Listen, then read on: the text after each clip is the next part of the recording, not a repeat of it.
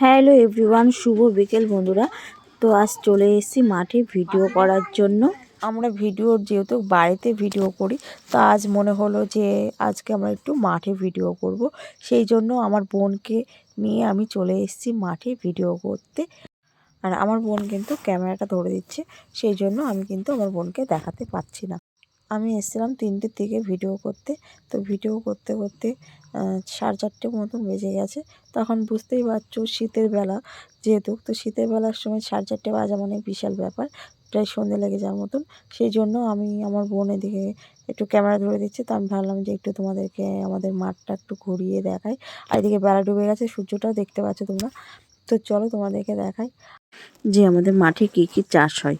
তো বেশি দূর যাব না আমি, কারণ যেহেতু বেলা চলে গেছে সবটা দেখানো সম্ভব নয়।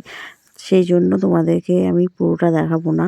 আর আমরা এখানে ভিডিও করছিলাম, দেখো চাদর সোয়েটার পরে এসেছিলাম, সেইগুলো আমরা এই আলে রেখে দিয়েছি, দিয়ে আমরা ভিডিও করছি। আর এই যে আমাদের মাঠে দেখো পেঁয়াজ চাষ হয়, তোমরা দেখতে পাচ্ছ। তো এই পেঁয়াজগুলো উঠবে কিন্তু চৈত্র মাসে। এর আগে যে মাঠের ভিডিওটা করেছিলাম ওটা আমার শ্বশুরবাড়ির মাঠ ছিল, আর এটা কিন্তু আমার বাপের বাড়ির মাঠ। সেই জন্য আমি তোমাদেরকে দেখালাম।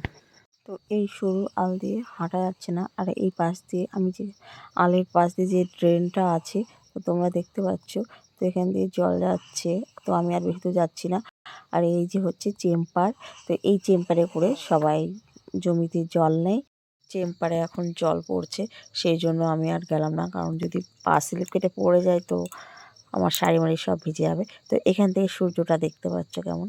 আর ওই যে দূরে যে বাড়িগুলো দেখা যাচ্ছে ওইটা কিন্তু রাস্তার ওই সাইডে কিন্তু মাঠ আছে, আর এই পাশেও মাঠ, আমাদের দুটো মাঠ, আর মাঝখান দিয়ে রাস্তা।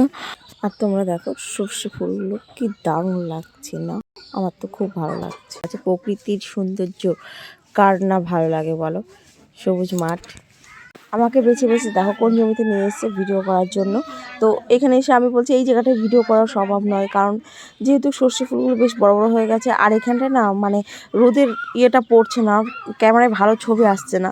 তো আমি বললাম, ও তাও শুনলো না, বলছে এখানটাই কর, কারণ অন্য কোনো জায়গা না ফাঁকা নেই, এই জমিটাই বেশ ফাঁকা আছে। আর যে পাঁচিলটা দেখতে পাচ্ছ এখানে আমাদের হসপিটাল।